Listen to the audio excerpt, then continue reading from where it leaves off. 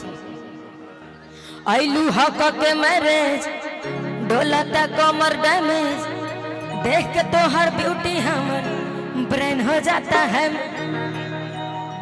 कि का कहीं कितना सैया ए बाबू आई हमरे के चीटी काटती है। आप लोग भी डांस करिएगा इस गाना पे।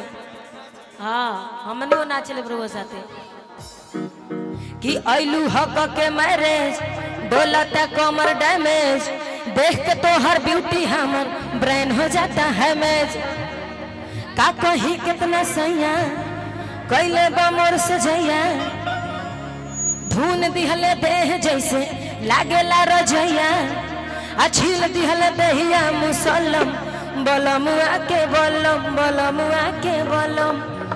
हाँ तनी म्यूजिक के साथ आप लोग ऐसे हल्ला करिएगा तो कैसे गा पाएंगे, हमेशा झगड़ा हो जा रहा है। आप कोई बात नहीं होता है।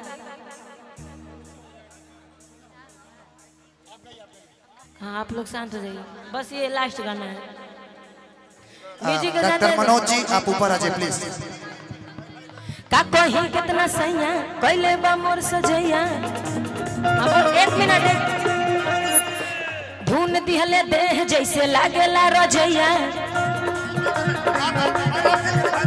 छील दिहले देहिया मुसल्लम बलमुआ के बलम बलमुआ के बलमुआ के बलमुआ के हाय बलम बलमुआ के बलम हाय बलम बलमुआ के बलम लागे जैसे नरगट के कलम बलमुआ के बलम बलमुआ के बलम।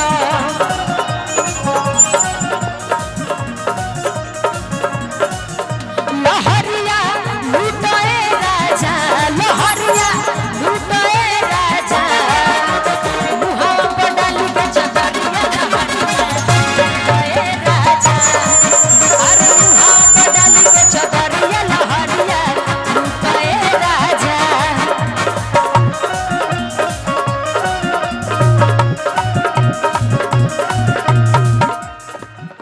अरे वाह ये गाना इतना फास्ट बा कि म्यूजिक गाय में बहुत दिक्कत होता लेकिन वही मैनेज करके हम गा देता नहीं। घुंघुटा उठावते ही से जिया पर गाड़ी लड़ हो गई हम पानी पानी ऐसा रफ्तार बढ़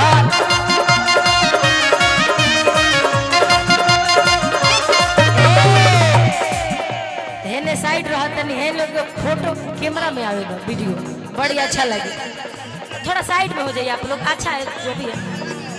हाँ नहीं हाँ फिर से घुंघटा उठावते ही से जिया पर गाड़ी लड़ हो गई हम पानी पानी ऐसा रफ्तार बढ़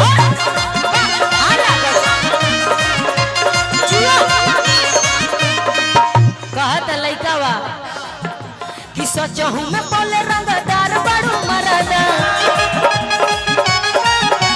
से जिया पर तो भर उड़ाई देता करदा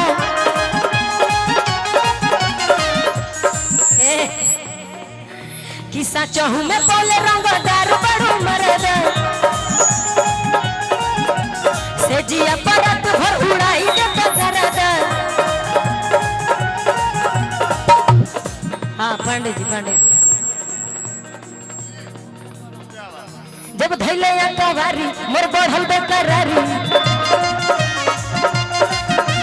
छुई दिहले देहिया मोर गइल पर परी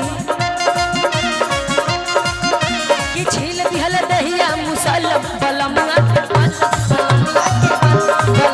के बलमुआ के बलम ए बस फिर से का कहीं कितना सैया पहले बामर सजैया धुन दिहले देह जैसे लागेला रजैया अछील दिहले देहिया मुसल